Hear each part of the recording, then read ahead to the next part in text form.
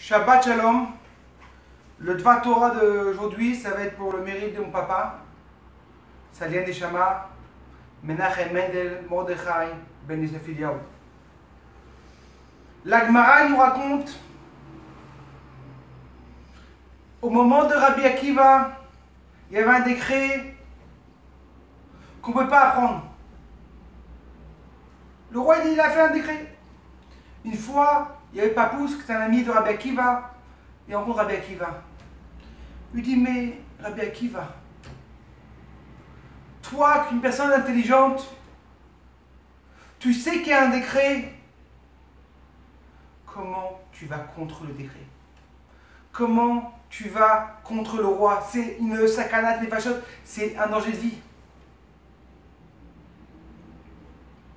Et Rabbi Akiva, il a regardé. Il lui a dit, il y avait une fois un renard. Le renard, il est arrivé à côté du fleuve et il voit un grand poisson. Il lui dit, poisson, j'ai un truc important à te dire. Le poisson dit, qu'est-ce que tu veux, renard? Il dit, écoute-moi. Les pêcheurs, ils vont arriver bientôt et ils vont vous attraper. Venez en dessous de moi, je vais vous garder du pêcheur. Et là, tout d'un coup, le poisson regarde le renard et dit, écoute-moi, si on sort de l'eau, on va mourir. Notre vie, c'est l'eau. Et comme ça, Rabbi Akiva a répondu à Papous, c'est vrai qu'il y a un danger de mort, mais ma vie, c'est la Torah. Toute ma vie, comment je peux me séparer sans la Torah? La Torah, c'est comme de l'eau, c'est pour moi, c'est comme de l'eau, je ne peux pas me séparer. Si on demande à un enfant, qu'est-ce qui va se passer quand Machar va arriver? Il va dire, Machar va arriver, il y aurait des bonbons dans l'arbre.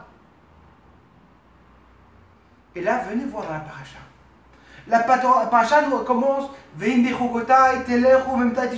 si vous allez partir avec mes lois et vous allez m'écouter, Dieu va donner une abondance de tout ce qu'on aura en matériel. La pluie va venir le temps. Et nos sages, ils nous disent, quand dans le même jour, tu vas mettre la graine, le soir, tu auras l'arbre. Mais venez s'arrêter une minute. Est-ce que vraiment c'est le but, ce matériel? Quand tu vas faire une mitzvah, le but c'est d'aller et de recevoir ce matériel. Est-ce qu'il n'y a pas une chose mieux que le matériel? Eh oui, mes amis. Là, on va comprendre qu'est-ce que dans la vie on est tous les jours. Qui aime chayenu ve'remenu. C'est notre vie. C'est-à-dire que c'est pas encore le matériel, c'est pas encore une chose au-dessus de toi. C'est toute ta vie. Le matériel et toi, c'est une chose. Et pour ça, la Torah te dit que quoi? Que le mérite que tu vas recevoir de que tu vas faire une truc spirituel, c'est le matériel. Et comme on voit l'exemple, quand une personne elle est joyeuse, qu'est-ce qui se passe? Son corps il danse. Ses pieds ils dansent. Mais quel rapport entre la tête qui est joyeuse et les pieds? Parce que dès que la tête elle est joyeuse, les pieds vont danser. La même chose, quand une personne va faire une bonne chose, une mitzvah, Dieu lui donne un matériel. Parce que c'est toute ta vie, mon frère. Toute ta vie, c'est quoi en vérité? C'est le matériel et spirituel en même temps. C'est pas que je suis aussi matériel et spirituel. Non! Le matériel spirituel, c'est une chose. Je rentre dans le matériel, le spirituel. Et pour finir, une petite histoire de Rabbi Akiva. La Gemara nous raconte comment Dieu, quand Moshe Rabbeinu est monté en haut dans le ciel, il est monté pendant 40 jours. Il a dit à Hachem, mais pourquoi je montais 40 jours? Peut-être, envoie-moi tout de suite la Torah vite fait. Il dit non, parce que je dois écrire avec tous les petits détails. Tu sais, dans les lettres, il y a des détails en haut, les petites... Il dit, c'est quoi l'importance?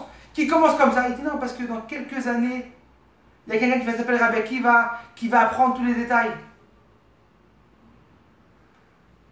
Et de chaque chose, il va apprendre. Mon cher Rabbeinu, mais ça m'intéresse de savoir comment sa vie. Montre-moi sa vidéo de sa vie. Et Hachem lui montre sa vie. Et tout à coup, il lui montre comment Rabbi Akiva, il est mort d'une façon très tragique, une truc très mal au cœur. Et tout à coup, mon cher Rabbeinu lui demande à Hachem, Zé Torah vezé sruta, ça c'est la Torah, ça c'est ce mérite. Comment c'est possible que Rabbi Akiva, toute sa vie, c'était une personne qui avait de... Et tout à coup, Akadosh Baruch Hu le regarde et lui dit, Shtok, kachal betati. Tais-toi, c'est comme ça que j'ai voulu. Il y a des choses que tu ne peux pas comprendre. Là, on vient de sortir les shloshim de mon papa. C'était une personne, toute sa vie, c'était pour le Ham Israël. Toute sa vie pour le Ham Israël. On a fait le shloshim, il y avait plus que 300 personnes en Israël. Il y a plus que 300 personnes en France. Baruch Hashem. Tout le monde, où il était, il emmenait sa beauté. Et malheureusement, il est niftar d'une façon très tragique. Mais on ne peut pas comprendre. Oui, on peut comprendre son travail, comment il était. D'apprendre comment il était, d'aller jusqu'au bout. Et de faire le bien pour l'âme Israël. Alors, Bezrat Hashem, si on fait encore une mitzvah, ça va pour le Neshama, prenez cette vidéo et publiez avec vos amis. Shabbat Shalom, et que des bonnes nouvelles. Et Bezrat Hashem, que ma chère arrive, Karo, Mamash. Shabbat Shalom.